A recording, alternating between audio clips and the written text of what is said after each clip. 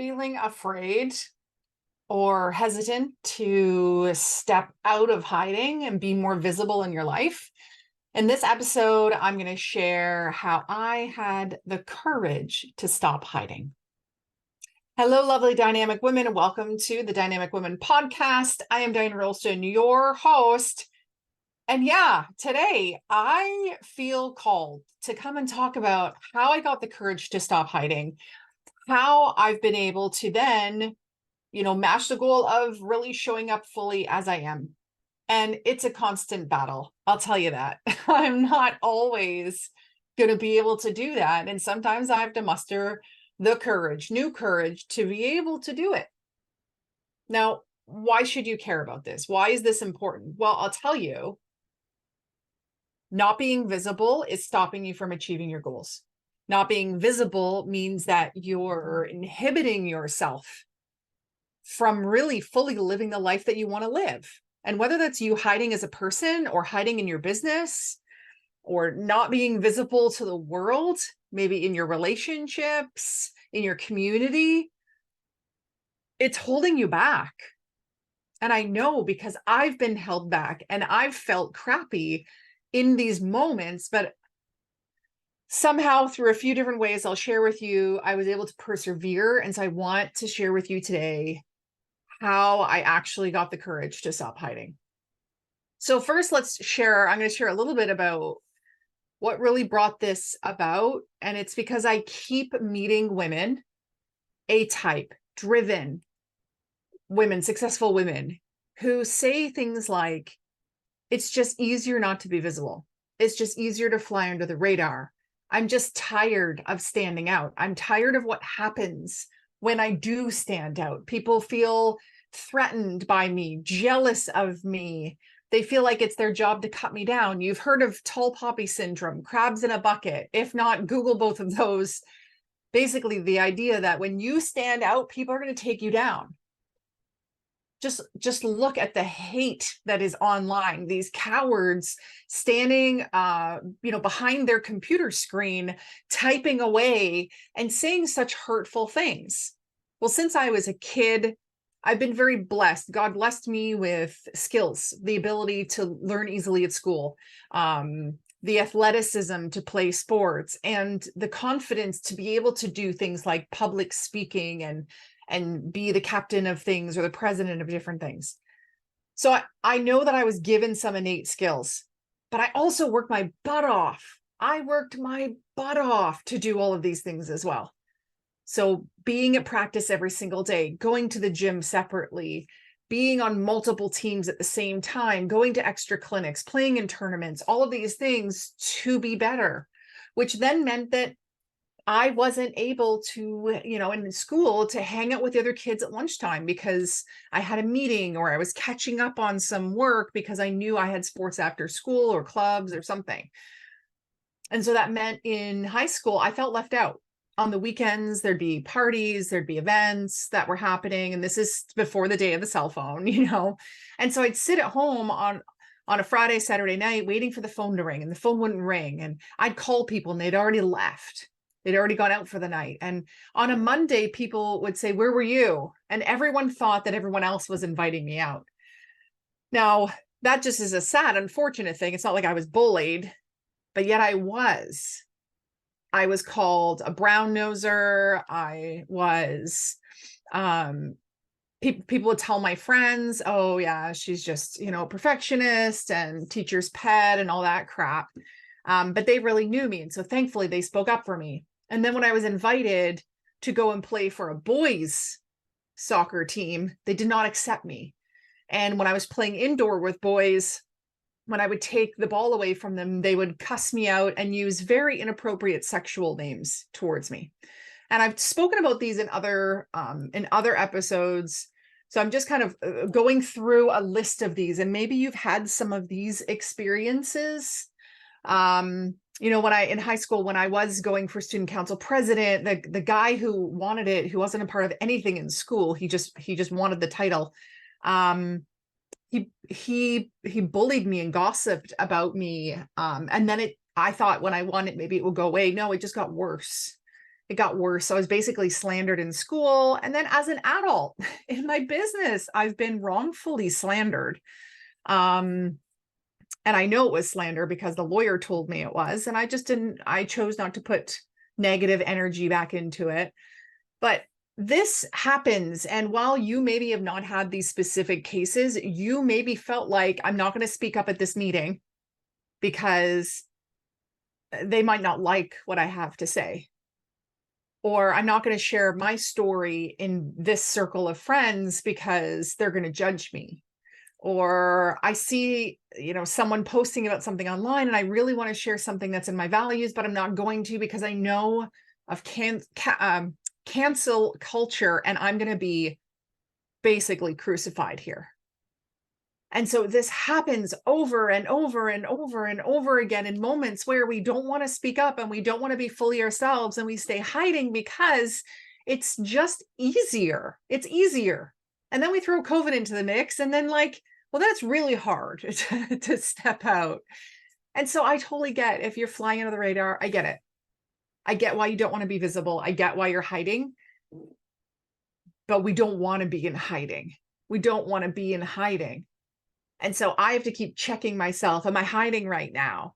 Am I being complacent about this? Am I not living fully in my values? Is there something that's bothering me and I'm not stepping up and stepping into the calling because I'm worried about what's going to happen on the other side? I'm worried what friends are going to think. I'm worried about what my partner will think. I'm worried what other people in business are going to say about me. And that's not even counting in the fact of what if this doesn't work? And it saddens me.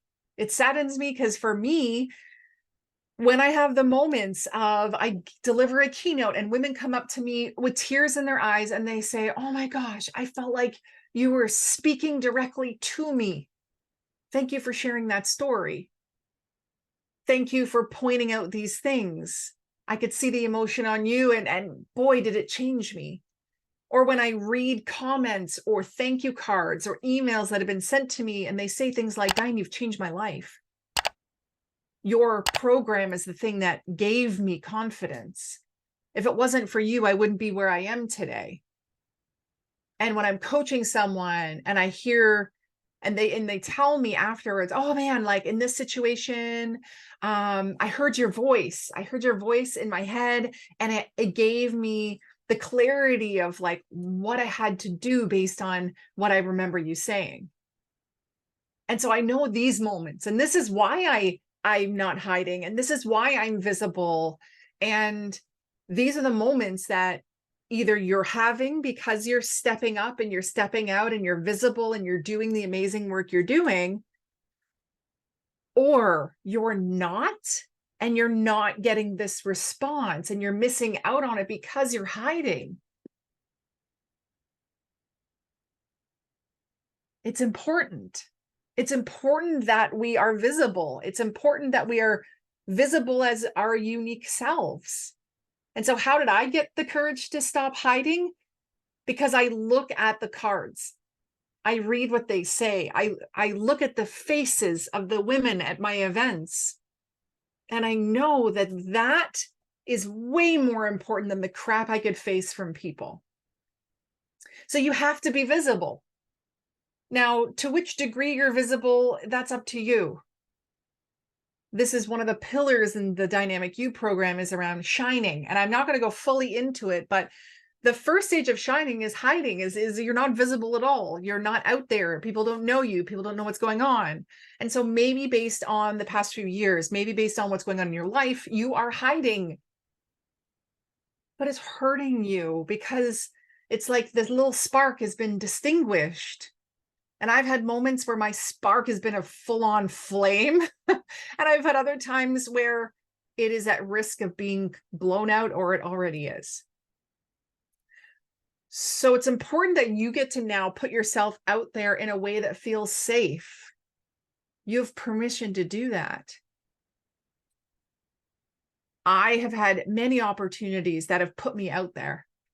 Things like being on podcasts, speaking on summits, being in collaborative books, being interviewed.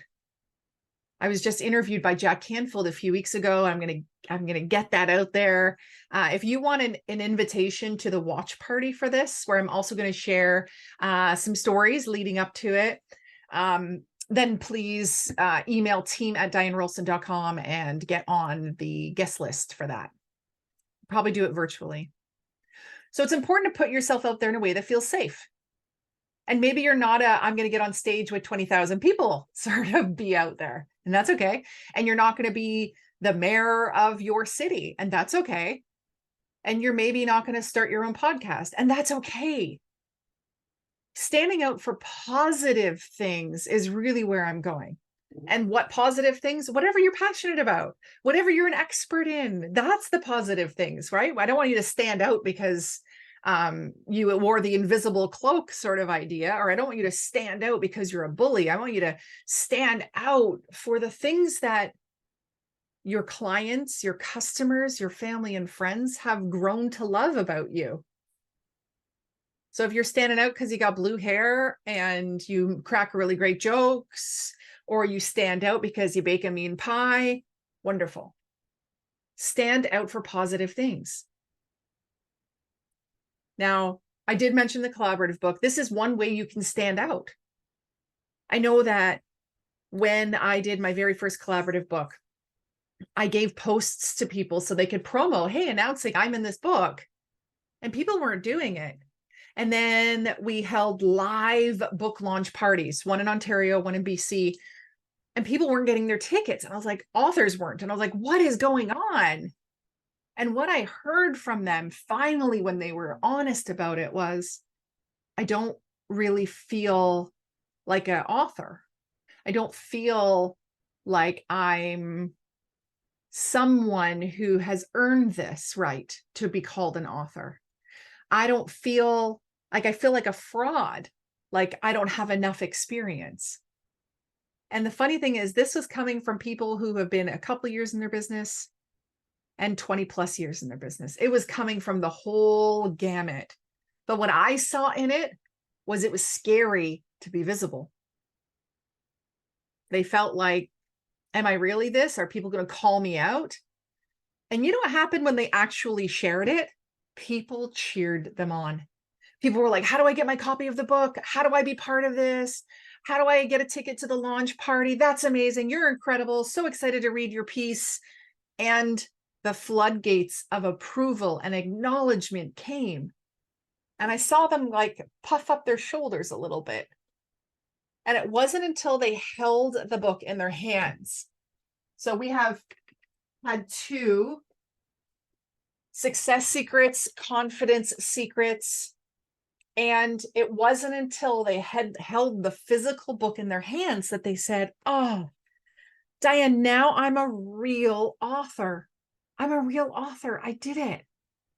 Some of them had tears in their eyes. Some of them were jumping around. Some of them were screaming. And some of them just had this like deep soul realization of, I did it. I'm a published author. And that was the greatest gift that I could have, was the moment I got to see them hold the book.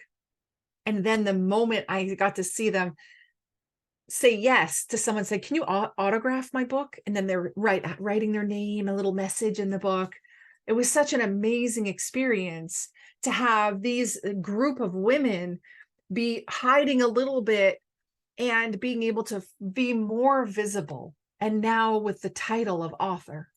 Now, some of them were already authors, and so they were now a collaborative author in this book. But as a group, we stood together. So that's how I've been able to have moments of being visible that felt safe. I didn't do gymnastics and competed just as one. I played team sports, and the visibility was as a team, not as an individual. Being in a collaborative book gives you that opportunity to feel safe. Also, the fact that I guide you in every single part. Just as people have come up to me at different times or sent me messages thanking me and telling me how they've changed their lives, I am so grateful for the people who have shared with me. the people who have spoken into me, the people who have guided me along. So important. So I have a few spots left in the Dynamic Women Trailblazer Secrets book. I'd love to help you to stop hiding, to move you into being more visible in your business, helping you to reach more of your goals, and using the power of the team and synergy of the group of authors in order to make what you're doing, your expertise, your mission, your passion more visible to the world.